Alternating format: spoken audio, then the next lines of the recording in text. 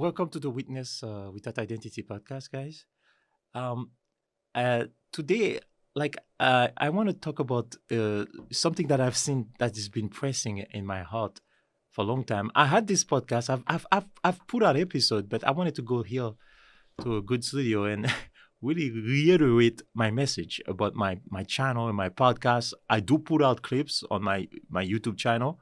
It's called The Witness Without Identity, but I basically want to dive into this topic of like um, when I hear Buddhism or all those gurus talking about um, the the um, how consciousness works, and I listen to them carefully, I truly started to embrace this in my life. But I kind of feel that like when I look at the gurus, it's that they tend like the guru's job is not to dive into the world of politics. You can see that they don't go into that world, and nobody wants to, because it is a very divisive world. The world of politics, in the secular world, all those different world. Like, so the world is very nasty out there, and I personally believe that, especially going to last year, you see how 2020 was crazy. So, and you see the division that there is in the country, the polarization. It's overwhelming. I want to. I found that there is a solution that is pretty easy for us to have better conversation so that the nation can heal. You see what happened with the insurrection. You see what happened with the protests, the Black Lives Matter. You see how many, like, it's unbelievable how polarized we are today. And I've heard from my grandparents, they told me that way back, United States was not that polarized. This is something new. How did we get there? So I believe that we are becoming a little bit insane. Like, this is starting to look like an asylum. I mean, there were people that really believed that the election was stolen, and so, what I'm saying? So they totally convinced, and I don't want to dive into much into that, but like I kind of feel like the reason why is because they don't trust the politicians anymore, both on the left and the right. So I believe that I'm looking at every topics, like from the secular world to Meghan Markle to like everything that you can think about. So we don't try to listen carefully. When we get into a topic that is kind of divisive, what we do, we go back into our identity, and I think that's the worst thing to do. For example, let me explain to you. Let's say I'm a white man and this person is a black person, and let's say we talk about the Black Lives Matter, right?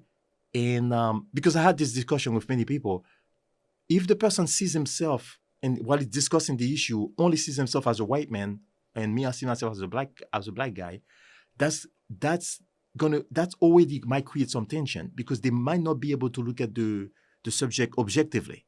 You know what I'm saying? I think it's better for us to look at the best way you can look at things objectively is not to have an identity. And guess what Buddhism teaches you? It teaches you to detach from your identity. So the stronger, the louder the identity, the louder is going to be the argument, the conversation. It's going to be very loud. There could be fights. There could be even riots and protests on both sides.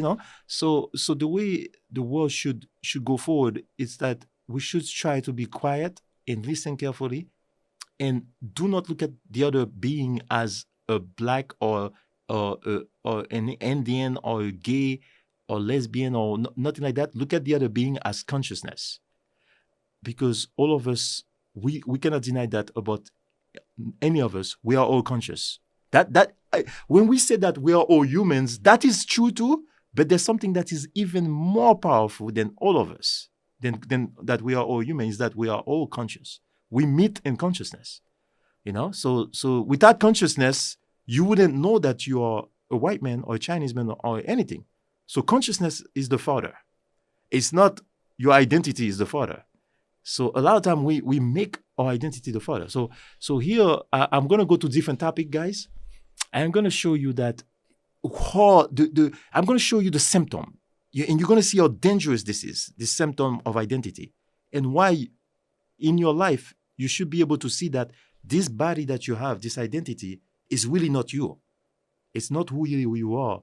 You are and you are kind of like a very mysterious being, because think about it, your thoughts, your ideas, everything that comes in your head, you can see them, you can. So if you can see them, who's seeing those thoughts, where those thoughts came from? You know what I'm saying? So you go inside yourself and look at that.